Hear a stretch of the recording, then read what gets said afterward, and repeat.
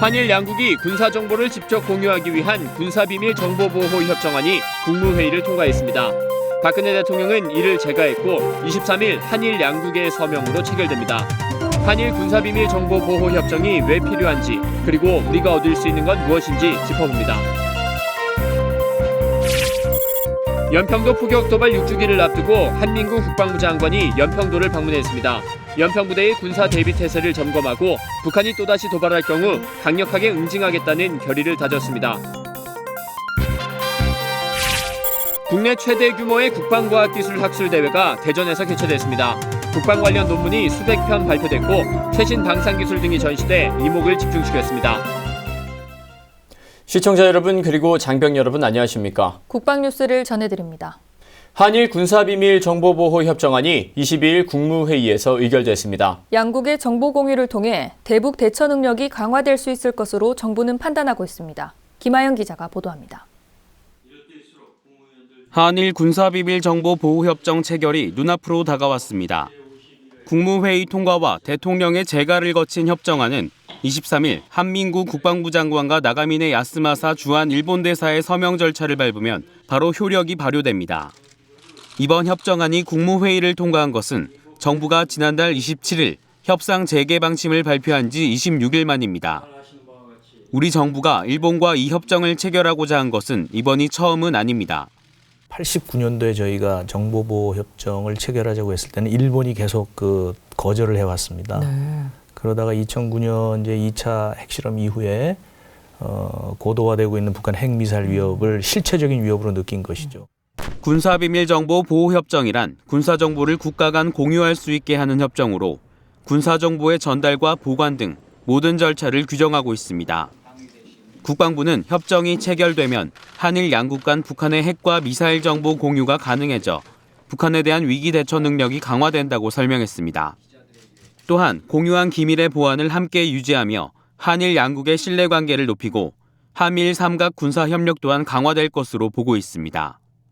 한편 북한 위협을 빌미로 일본 자위대의 한반도 진출을 부추길 수 있다는 우려에 대해서는 정상적인 주권을 행사하며 결코 허용하지 않을 것이라고 밝혔습니다.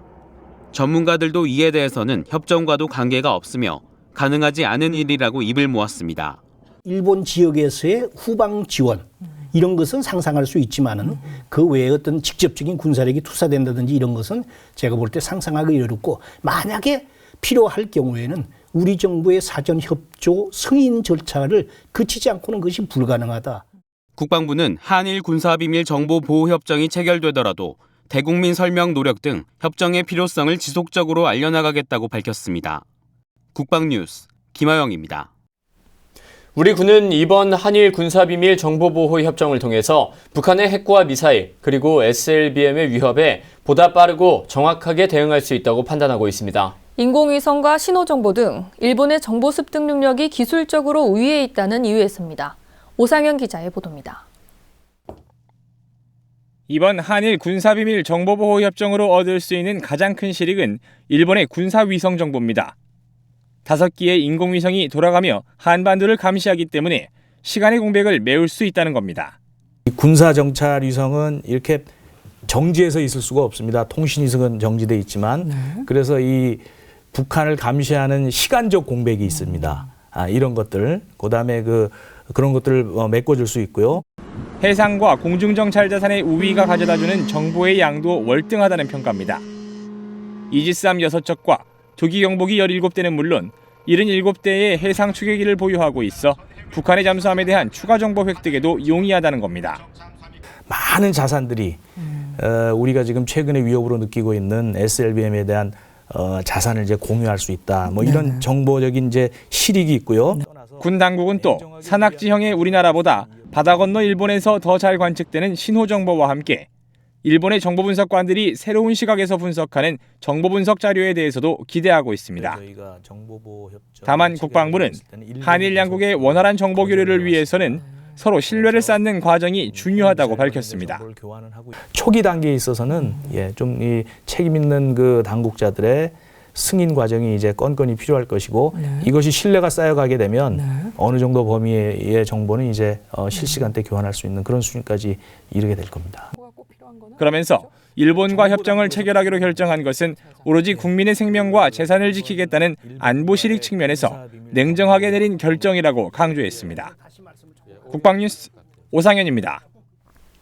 한민구 국방부 장관이 연평도 포격 도발 6주기를 앞두고 연평도를 방문했습니다. 한 장관은 연평도 포격전 전사자 위령탑을 참배하고 연평부대의 군사 대비 태세를 점검했습니다.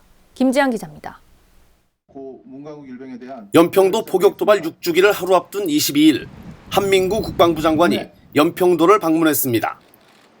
한 장관은 먼저 연평도 포격전 전사자 위령탑을 찾아 헌화했습니다. 이 자리에서 한 장관은 북한의 포격 도발에 맞서 목숨 바쳐 조국을 지키는 희생자들의 넋을 추모하고 북한이 또다시 도발할 경우 강력하게 응징하겠다는 결의를 다졌습니다. 이어 연평부대를 방문해 최근 북한군의 동향에 대해 보고받고 군사 대비 태세를 점검했습니다. 한 장관은 이 자리에서 최근 김정은이 연평도 전방에 위치한 도서부대를 방문하는 등 전술적 도발 가능성이 증대되고 있어 이에 대한 대응 태세가 중요하다고 강조했습니다.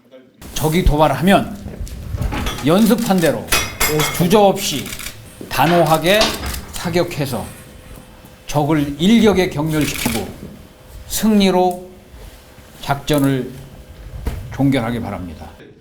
한 장관은 이어 연평도는 지역 특성상 민과 군이 함께 공존하고 있어 상황 발생 시 지역 주민의 피해가 최소화될 수 있도록 평상시부터 유기적인 민관군 협업 체계를 유지해야 한다고 당부했습니다. 국방부는 한 장관의 이번 현장 점검을 통해 연평부대가 장병들의 확고한 정신무장을 바탕으로 굳건한 군사대비 태세를 유지하고 있다는 것을 확인했다고 밝혔습니다. 국방뉴스 김지한입니다. 방위사업청이 미국 상무부와 방산기업에 대한 등록 정보를 상호 교환할 수 있는 협력 각서를 현지 시간으로 21일 오전 미 워싱턴에서 체결했습니다. 이번에 체결한 협력각서는 필요한 경우 양국의 군수 조달에 참여하는 방산기업에 대한 정보를 방사청과 미 상무부가 공식적으로 확인할 수 있는 협력 체계를 구축했다는 데 큰 의미가 있습니다.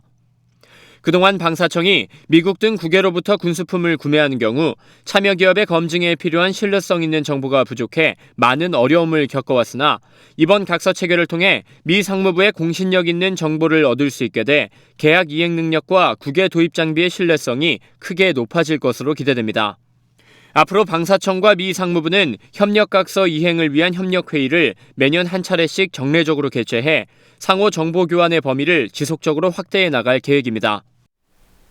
우리나라 국방과학기술의 발전을 모색하기 위한 학술대회가 대전 컨벤션센터에서 열렸습니다. 육해 공군 관련 다양한 논문 발표는 물론 최신 방위산업 장비와 기술 등이 전시돼 흥미를 끌었습니다. 윤현수 기자가 다녀왔습니다. 국방과학연구소와 현대 로템에서 공동 개발 중인 몸에 입는 로봇입니다. 시속 6km 속도로 계속 걸을 수 있고 50kg의 장비도 가볍게 들어 올릴 수 있습니다. 다리나 허리가 불편한 사람들에게 안성맞춤. 현재 다양한 동작 시험 중으로 2020년경 개발이 완료될 전망입니다. 한화 시스템은 함정의 핵심 두뇌 역할을 수행하는 차세대 다기능 콘솔을 선보였습니다. 연구개발 완료 시기는 2023년으로 기존보다 2~3배 이상 기능이 향상될 것으로 예상됩니다. 이게 좌우 3화면으로 크게 이제 형상이 변경됐고요. 기존 강철 대비해서 한 4분의 1로 무게가 줄었고요. 강도는 한 10배 정도 강해져 있습니다.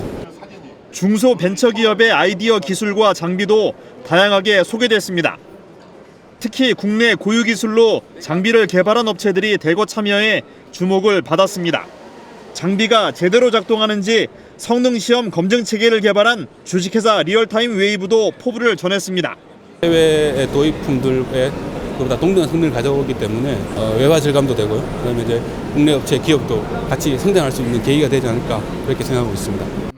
21일부터 이틀 동안 550여 편의 논문도 발표됐습니다. 지상과 해양, 항공, 유도무기 등 7개 분과에서 450여 편의 논문이 발표됐고 특별 심포지엄과 특별 세션, 비공개 세션에서도 100여 편의 주제별 발표가 이루어져 호응을 얻었습니다. 한편 엄연성 해군 참모총장은 김판규 해군 참모차장이 대독한 메시지에서 북한의 핵과 미사일 위협에 대응하는 전력 확보를 위해 군사 과학기술의 선도적인 발전이 절실히 요구된다고 강조하며 전문가들의 원활한 군사 분야 학술 교류와 정보 교류를 통해 이뤄나갈 것을 바랐습니다. 이번 학술 대회에서 논의되는 다양한 주제는 우리의 해군력 강화는 물론 조선 산업을 포함한 방위 산업 활성화와 민군 겸용 기술 발전에 크게 기여할 것으로 확신합니다. 국방과학기술 역량을 모으기 위해 매년 마련되고 있는 학술대회. 날이 갈수록 각계각층에서 모인 전문가들의 지혜가 축적되고 있습니다. 국방뉴스 윤여수입니다. 경춘선 폐선부지 공원조성화 사업 3단계 구간인 육군사관학교 앞 삼거리에 상징적인 조형물이 들어섰습니다. 육군사관학교는 서울시 노원구 화랑대 역사 문화광장이 시작되는 지점인 학교 앞 삼거리에 화랑상을 설치하고 22일 제막식을 가졌습니다. 기단을 포함해 높이 10m에 길이 12m, 폭 3.4m의 화랑상은 삼국 통일의 초석이 됐던 신라화랑의 기상과 불굴의 정신, 노원구의 상징 동물인 말을 테마로 제작됐습니다. 특히 이번 조형물 제작은 연간 3만여 명의 관광객들이 방문하는 육군사관학교의 특수성을 노원구의 관광사업에 접목하는 협업의 성공 사례로 손꼽히고 있습니다. 육사는 화랑상이 학교 주변 화랑대 역사와 문화광장, 경춘선 숲길 등과 조화를 이루어 노원구의 대표 관광 랜드마크로 거듭나고 지역경제 활성화에도 큰 활력소가 되길 기대하고 있습니다. 눈물 젖은 두만강이라는 옛 노래를 들어보신 적 있으십니까? KBS 가요 무대 등을 통해 방송되기도 하는 이 곡은 북한에서도 계몽가요라 불리며 옛 세대들에게 애창되고 있다고 하는데요. 한반도의 끝자락이면서 겨울이 제일 먼저 찾아오는 곳 두만강으로 아련한 그리움을 안고 떠나봅니다. 통일 현장 이다경 기자입니다. 두만강 푸른 물이 노젓는 뱃사공을 볼 수는 없었지만 우리 아버지 레파토리 중에 18번이기 때문에 18번이기 때문에 고향 생각나실 때면 죽기 전에 꼭 한 번만이라도 가보고 싶은 곳. 민족의 아픔과 그리움이 서려 있는 곳 두만강도 떠나보겠습니다. 내 아버지 이렇게 얘기했죠. 백두산의 동쪽 기슭에서 발원해 동해로 유입되는 한반도에서 세 번째로 긴 강. 북한과 중국, 러시아의 국경이 만났다가 헤어지는 곳에 그 강이 말없이 흐르고 있는데 송철남 씨의 가슴 속에 두만강은 꿈에도 잊히지 않는 곳입니다. 고향이 그 일행이거든요. 근데 저희 집은 또 특이하게 그 두만강 옆에서 한 100m도 안 돼요. 그러니까 두만강은 내 인생 유년 시절하고 떼놓고는 볼 수 없죠. 그 강연아가 미역도 감고 빨래도 하고 이러거든요. 겨울에 엄청 춥거든요. 저희가 어릴 적에 자랄 때 그쪽에 34도, 37도 이렇게 41도까지 나갔던 기억이 나요. 제가 어릴 때. 침 뱉으면 얼음이 돼서 날아나고 눈이 온 게 메다 60인가 한 번 온 적이 있었어요. 한반도에서 가장 빨리 겨울이 찾아오는 곳. 그곳의 겨울은 몇 해 전 발표된 장률 감독의 영화 두만강에서도 잘 표현돼 있습니다.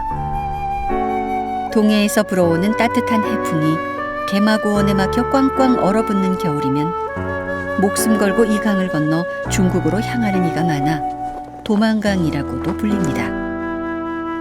함경도 지방에 큰 흉년이 들었을 때와 일제강점기에는 일본의 탄압을 피해 많은 이들이 이 강을 건넜습니다. 그래서 두만강은 한과 그리움의 강입니다. 마지막 떠나는 길에는 어머니한테 가직 인사나 이런 것도 못했어요. 붙을까봐.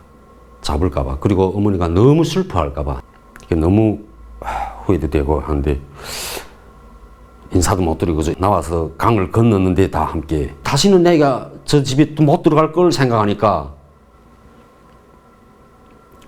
발이 떨어앉고 내가 부모 앞에 무슨 죄를 짓는지 이렇게 아픈 역사를 간직한 채 오늘도 말없이 흐르는 강물. 그렇다고 이곳이 슬픔만의 공간은 아닙니다.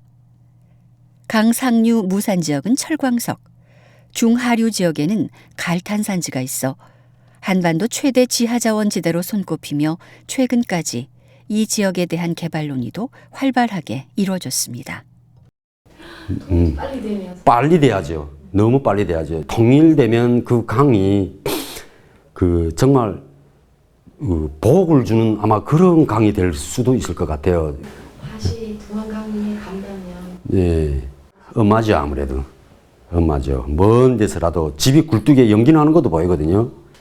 두만강에 다리를 놓을 거예요. 우선 올 때는 험한 그 강을 넘으면서 얼어 죽고 빠져 죽고 이런 사람들 엄청 많았어요. 근데 갈 때는 세상을 향해 큰 소리치는 그런 성공한 자식들이 그 다리를, 내가 만든 다리를 통해서 고향이 부모님한테 안기는 그런 모습을 내가 그려보고 싶고요. 아픔을 딛고 다시 일어서야 할 공간. 그래서 두만강은 미래와 희망의 공간입니다. 그리고 오늘도 그 강은 묵묵히, 하지만 성실히 미래를 향해 흘러가고 있습니다. 통일 현장 이다경입니다. 다음은 국방 게시판입니다. 국방부가 다음 달 13일까지 2016 국방부 이모티콘 공모전을 개최합니다. 홈페이지에서 접수 가능하며 자세한 사항은 공모전 운영사무국으로 문의하시기 바랍니다. 공군이 오는 24일 공군회관에서 공군정보통신발전 세미나를 개최합니다. 자세한 사항은 공군본부 정보화기획실로 문의하시기 바랍니다. 해군이 다음 달 31일까지 해군이라 제8집 원고를 모집합니다. 해군 장병 및 군무원, 예비역 대상이며 우편과 이메일로 접수 가능합니다. 자세한 사항은 해군 역사기록관리단으로 문의하시기 바랍니다. 공군이 오는 30일까지 제2회 공군역사 UCC 공모전을 개최합니다. 공모전 카페에서 응모 가능하며 자세한 사항은 공군역사관리단으로 문의하시기 바랍니다. 한일 군사비밀 정보보호협정이 23일 한일 양국의 서명으로 체결될 예정입니다.